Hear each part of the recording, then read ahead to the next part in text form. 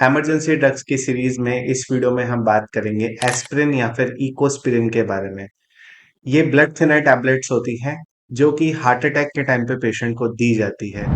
अब सपोज आप कोई प्रोसीजर कर रहे हो और पेशेंट को हार्ट अटैक आ जाए, तो इस कंडीशन में एस्पिरिन एक लाइफ सेविंग ड्रग की तरह काम कर सकती है और पेशेंट को उस टाइम पर रिलीफ कर सकती है। तो जैसा कि हमने कुछ वीडियोस पहले भी इसी टॉपिक के बारे में बात करी थी कि हार्ट अटैक की कंडीशन में हमें क्या करना चाहिए, तो उसमें मैंने आपको नाइट्रोग्लिसरीन टैबलेट के बारे में बताया था।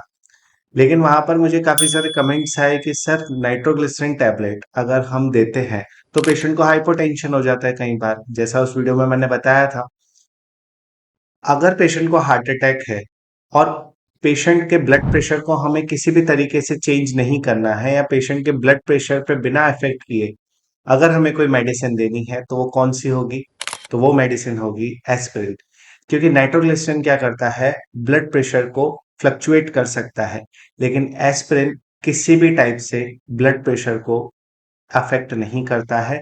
तो इसलिए हार्ट अटैक की कंडीशन के अंदर नाइट्रोग्लिसरीन की जगह हम एस्पिरिन का यूज भी कर सकते हैं।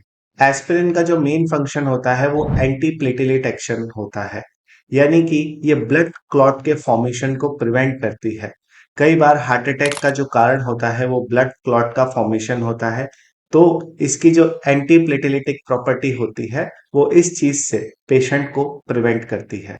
एस्पिरिन की टैबलेट्स चूएबल फॉर्म में आती है, यानी कि आप पेशेंट को इसे ओरली भी दे सकते हैं, और अगर आप इसका इमीडिएट एक्शन देखना चाहते हैं तो आप इसे पेशेंट को क्रश करके भी दे सकते हैं, जिसको लेने के बाद पेशेंट में इसका जो एक्शन है वो काफी रैपिड होता है। इस ड्रग के साइड इफेक्ट्स बहुत ही कम है, लेकिन इसका एक मेन साइड इफेक्ट है, वो है जीआई इरिटेशन, यानी कि ये मेडिसिन जीआई ट्रैक्ट को इरिटेट करती है।